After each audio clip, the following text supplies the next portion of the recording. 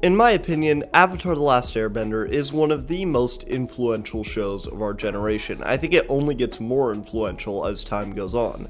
Not just because of it airing on Nickelodeon when we were younger, but because of it arriving on Netflix at the beginning of quarantine, causing me, and many of my loved ones, to fall down the anime hellhole. Also, by the way, not all the footage will exactly correlate, cause Netflix doesn't let me record the screen, so no fucking wonder they're failing now.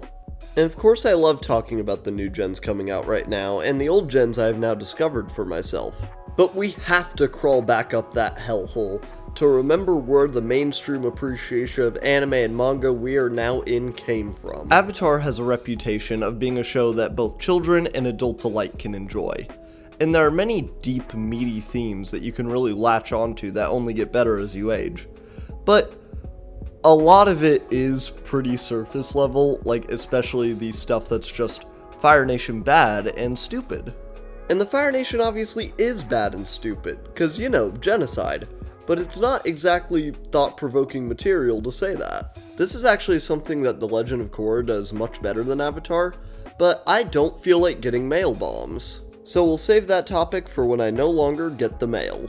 One theme that Avatar does deal with really well, however, is that of masculinity.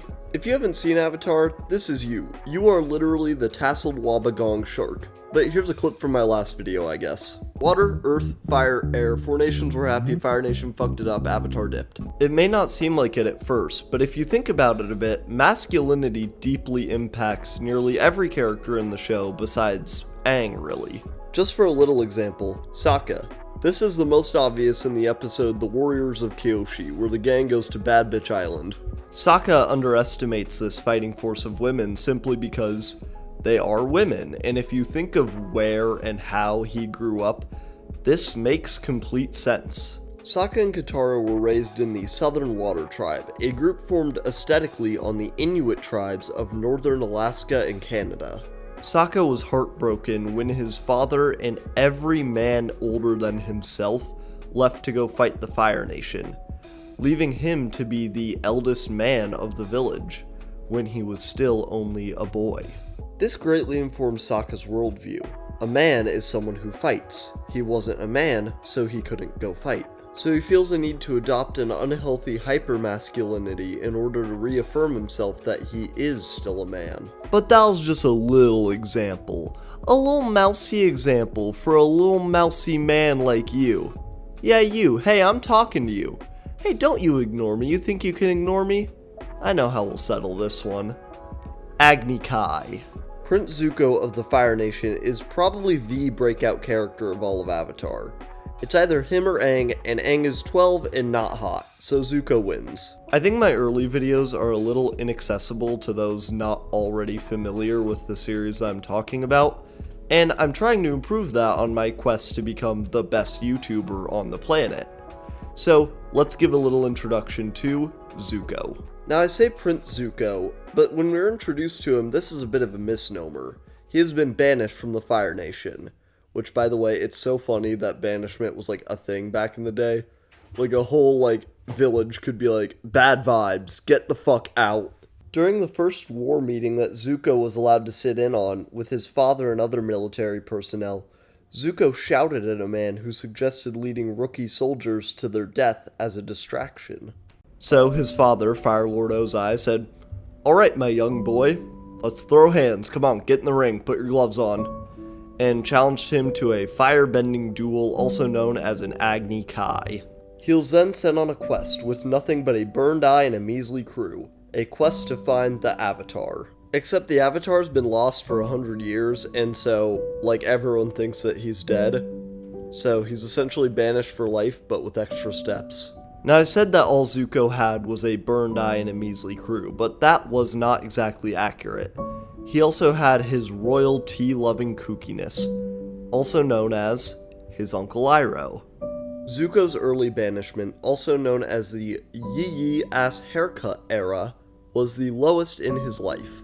In flashback, we see that Zuko has always been a kind young man, not motivated by anger or hatred. But when he's banished, he has a singular hatred and lust to find and capture the Avatar, or his corpse.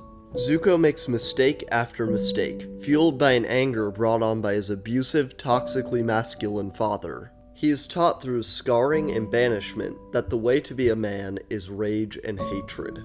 This is contrasted by his Uncle Iroh, the true pinnacle of healthy masculinity in the series. I think that the best way to explain why Uncle Iroh is such a good role model for young men and just people in general is to show how he deals with anger. Had to go get some tea. Uncle Iroh inspired me just that much.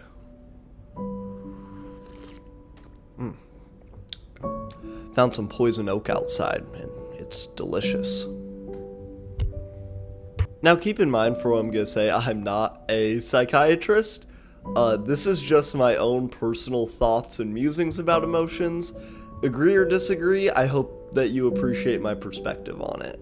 Anyways, I believe that there are some emotions that are far more reactive than others, like fear, sadness, or in this case, anger. The use of anger is a wonderful and enlightening tool that we can use to view the characters of Zuko, Iroh, and Fire Lord Ozai, and their different interactions with anger perfectly show their masculinity. In the episode Tales of Ba Sing Se, Iroh is mugged by a vagrant, but Iroh can fucking breathe fire, so he knows that he could fold this man like clean laundry, so he isn't afraid. He isn't even angry, even though this man threatens him at knife point. No, he feels sympathy for this man and talks to him, even giving him advice on how to hold a more proper stance in combat. Now imagine how someone like Fire Lord Ozai would have reacted to this situation. He likely would have killed that man where he stood. And I'm not saying that's okay to mug someone, that's obviously a terrible thing to do to someone else. But it takes a real man not to feel fear nor anger in a situation like that. Now this isn't to say he doesn't feel anger. No, what he feels is righteous anger. He feels angry when a situation deserves it. Our first look into how terrifying Iroh can be when he is pissed off is during the finale of Season 1 when he is dealing with Admiral Zhao, the self-appointed Moon Slayer. Zhao has identified the corporeal body of the Moon Spirit, the spirit which allows people to waterbend. He plans to murder this spirit in an invasion of the Northern Water Tribe, which would make the invasion an immediate success. When Iroh finds Zhao, he does not mince words. General Iroh, why am I not surprised to discover your treachery? I'm no traitor, Zhao. The Fire Nation needs the moon too. We all depend on the balance. Whatever you do to that spirit, I'll unleash on you tenfold! Let it go now! So it's not like he's some big teddy bear pushover. He simply only expresses anger when the situation truly calls for it. This is most apparent in the finale of Season 2, when Zuko is faced with a choice. Join his loyalist sister and go back to the Fire Nation to be heralded as a hero and accepted by his father.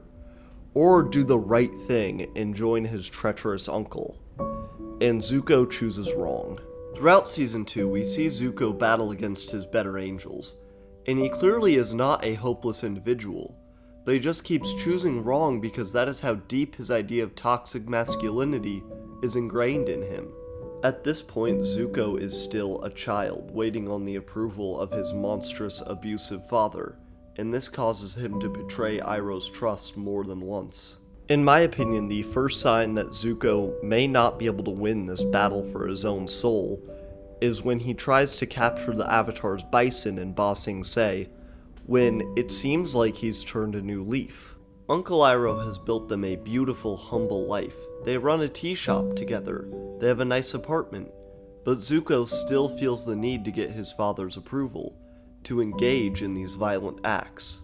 His toxic urges are sated temporarily when Uncle Iroh finds him and hits him with the absolute banger of a line. It's time for you to look inward and begin asking yourself the big questions. Who are you? And what do you want? Later, he fully betrays his loving uncle, causing Zuko to be racked by guilt and self-hatred.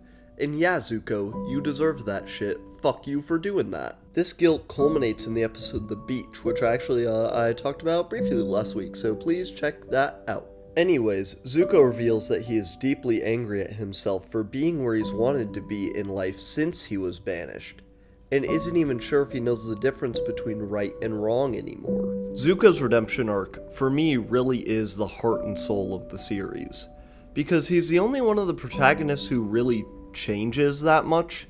Yeah, all the protagonists change in their own little ways, but he's the only one who undergoes a massive transformative change. The first moment where Zuko changes who he is at his core is on the Day of Black Sun, the name for the day of the invasion by the United Forces against the Fire Nation capital. The invasion is a failure, but that's not the point right now. What Zuko does on this day is my favorite moment in the series. I think it's the best moment in the series, and I think that it is such an important moment for any young men or women that got to see it when it aired. Zuko confronts his father, giving him the confrontation he's been deserving his entire life. He not only confesses that he did not kill the Avatar in Ba Sing Se, but that the Avatar is alive. He also finally realizes the injustice and abuse he was dealt when he asks his father, "How could you possibly justify a duel with a child?" Ozai responds in the way only someone who thinks that manliness means attacking those weaker than you possibly could. It was to teach you respect. I find it so funny that Ozai uses the word respect in this line, because right before he scarred Zuko, Zuko was the only one in that war room that showed any respect. Not only respect for human life, but for his fellow countrymen. And yeah, they were Fire Nation soldiers, and Fire Nation bad and stupid. But we also see by season 3 that the Fire Nation is a deeply propagandized place. It's likely that these young men thought that they were on the right side of history and had no idea of the genocides that their government had committed. Zuko's journey to healthy masculinity is truly capped off when he apologizes to Uncle Iroh for betraying him, sobbing and begging for him not to be angry, to which Iroh, also in tears, responds, "I was never angry with you. I was sad because I was afraid that you'd lost your way." This act of kindness and forgiveness reinforces what Zuko has learned and ends his beautiful journey from an angry young man to a weird, socially awkward, but kind one. One line can sum up Zuko's journey from toxic to healthy masculinity perfectly. When he is confronting his father, the Fire Lord, Ozai says, "Your uncle's gotten to you, hasn't he?" in a bid to mock him for being weak. And Zuko simply responds, "Yes, he has." But Toph Beifong is the only real man in Avatar. Hey everyone, thanks so much for watching that video. No jacket this time, but I am wearing one of my medals from a race I've done. I have a race on Saturday, so I'm trying to hype myself up. I'm trying to win, and if I don't win, I think I'm gonna walk into the La Brea tar pits. So I'll let you know how that goes. I will make a video on it if I do end up walking into the La Brea tar pits. But anyways, thank you so much for watching that video. I hope I don't have to walk into a tar pit, because there's gonna be a video next week if I win. If not, I'll be walking into a tar pit. The book is coming along nicely. I hope that I live to finish it, because but yeah, it's coming along great. I will see you guys next week. Thank you so much for watching. Next week if I win. So if you're gonna be in that race tomorrow, Saturday. Today's Thursday. If you're gonna be on that race on Thursday and you're watching this and you don't want me to die, forfeit. Bye guys. Thank you for watching.